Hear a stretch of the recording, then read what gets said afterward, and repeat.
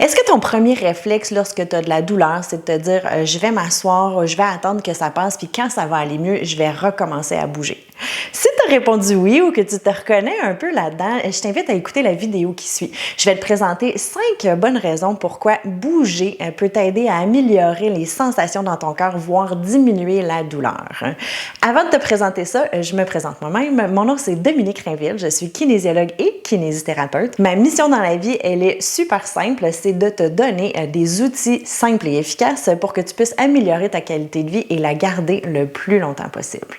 Donc, je t'avais parlé de 5 bonnes raisons de bouger lorsque tu ressens de la douleur pour diminuer la douleur. Alors, la première raison de bouger, c'est que quand on fait de l'activité physique, particulièrement lorsqu'on fait de l'activité physique, je vais dire un peu d'endurance, puis là, je te dis pas d'aller courir un marathon, là, de juste commencer à stimuler ton cœur un petit peu, ça va faire en sorte que ça va stimuler de l'endorphine. Particulièrement si tu fais des choses qui te rendent heureux et heureuse, que ça peut être de la danse, de la marche en forêt, peu importe.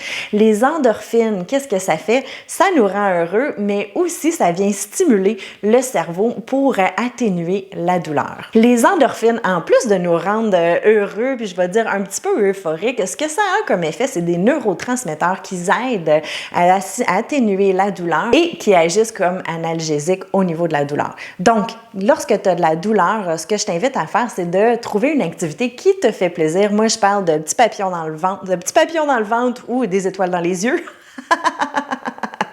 Donc, je t'invite à trouver une activité qui te donne des étoiles dans les yeux ou des petits papillons dans le ventre, qui va te mettre un sourire sur les lèvres naturellement pour vraiment venir stimuler les endorphines dans ton corps et puis aider comme analgésique, voire antidouleur. La raison numéro 2, c'est que l'activité physique, ça va activer la circulation sanguine. Lorsqu'on active la circulation sanguine, bien, ça vient irriguer tous les muscles, les articulations, etc. Et en même temps, bien, dans le sang, on retrouve tout ce qu'il faut pour aider à diminuer l'inflammation et à diminuer aussi l'effet de douleur. Donc, de bouger, avec une activité qui nous fait vraiment plaisir et en plus qui fait pomper notre cœur, bien, c'est une double pierre, une pierre deux coups, comme on va dire, mais il en reste 3 autres. La raison numéro 3 de faire de l'activité physique, c'est qu'on va venir renforcer nos muscles lorsqu'on fait de l'activité physique. Le renforcement des muscles, ça agit sur plusieurs choses. La première, on va bâtir de la masse musculaire, ce qui va faire que ça va aider à stabiliser les articulations. Lorsque nos articulations sont plus stables, ça peut aussi aider à répartir la pression sur les articulations, donc aider au niveau de la douleur. Ça, c'est bon particulièrement pour les gens qui vont faire de l'arthrose, ou qui sont à risque de faire de l'arthrose ou qui en font déjà, ou des affections aussi comme de l'arthrite ou autre. Donc, de renforcer, non seulement ça va vous aider à être plus autonome longtemps parce que vous allez être capable de faire ce dont vous avez besoin dans votre journée, dans votre quotidien, mais en plus, ça va aider au niveau de la stabilisation et de la mobilisation, si on veut. Ça va vous permettre de faire les choses dont vous avez besoin.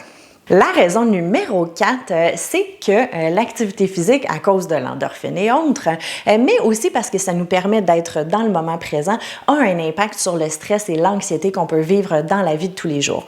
Plusieurs recherches démontrent que lorsqu'on agit sur le stress et l'anxiété, ça a un impact direct sur la douleur qu'on va ressentir.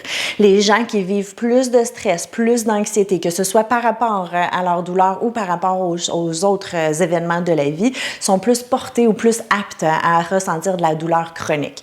Donc, en utilisant l'activité physique comme stratégie pour diminution du stress et d'anxiété, indirectement, peu importe d'où vient notre stress et notre anxiété, ça vient agir aussi sur la douleur qu'on va ressentir, la douleur chronique. La raison numéro 5, qui est particulièrement intéressante selon moi, c'est que de faire de l'activité physique, de bouger, ça agit comme un modulateur de la perception de la douleur. Ce que ça veut dire, en gros, c'est que ça fait en sorte que notre cerveau perçoit la douleur autrement. Parce que la douleur, on le sait, ou si vous ne le savez pas, je vous l'annonce maintenant, c'est quelque chose de très complexe qui n'est pas relié à une seule chose en particulier. Plus ça va, plus les recherches démontrent que la douleur peut avoir plusieurs facteurs. Mais lorsqu'on incorpore l'activité physique dans notre stratégie pour améliorer notre sensation par rapport à la douleur, on a un effet directement sur le cerveau. Pour ça, ce qu'il faut faire, c'est évidemment vivre, je vais dire, des petites victoires. Comme je dis à mes enfants, On veut vivre des petites victoires. Donc, on veut pas à chaque fois qu'on sorte ou qu'on fait une activité physique de se rendre jusqu'à de la douleur. Parce que là, on est en train d'exactement garder le même chemin. Si par contre, on module, au lieu de sortir, par exemple, pour une marche d'une demi-heure, on sort sur une marche de 15 minutes, puis que dans notre 15 minutes, on vit une victoire, on a des endorphines, on a une diminution du stress, mais on se rend pas jusqu'à de la grosse douleur, on est en train de remoduler notre perception de la douleur avec l'activité physique. Donc, la modération a bien meilleur goût. Donc, si je vous refais un petit résumé de cette vidéo-ci, les 5 bonnes raisons de faire de l'activité physique lorsqu'on a de la douleur, c'est pas juste parce que ça fait du bien, mais c'est que ça a un impact spécifique par rapport à la douleur qu'on va ressentir. Donc, la première, l'activité physique stimule les endorphines. Les endorphines, ça nous rend heureux et heureuse. Donc, pour toutes les bonnes raisons que je vous ai dit là, stimuler les endorphines aide au niveau de la douleur. En plus de ça, on vient stimuler la circulation sanguine qui, elle, peut avoir un impact direct sur l'inflammation et sur la douleur aussi, et la régénération des tissus. La raison numéro 3, on vient renforcer, stabiliser. Donc ça, c'est bon pour nos articulations. En renforçant, finalement, ça nous permet d'être plus autonome, plus mobile, mais aussi ça permet de repartir la pression sur les articulations. La raison numéro 4, ça a un impact direct sur la gestion du stress et l'anxiété. Donc, indirectement un impact aussi sur la douleur. Et puis la raison numéro 5, c'est qu'on vient vraiment rechanger le schéma finalement de douleur dans le cerveau et dans notre corps évidemment aussi. Donc j'espère que cette petite vidéo-là t'a donné envie de bouger même si tu ressens de la douleur. La chose que j'aimerais que tu retiennes, c'est d'y aller progressivement et puis d'y aller, je veux dire, petit pas à petit pas. Si tu veux des idées d'exercices à faire pour commencer petit puis justement recommencer à stimuler l'activité physique en toi, je t'invite à télécharger mon guide d'exercices à faire en cachette gratuit. Tu vas y trouver des idées d'exercices à faire qui, c'est sûr, vont t'aider à stimuler sans augmenter la douleur. Sur ce, je te souhaite une bonne pratique d'activité physique pour la diminution de la douleur et puis on se reparle très bientôt.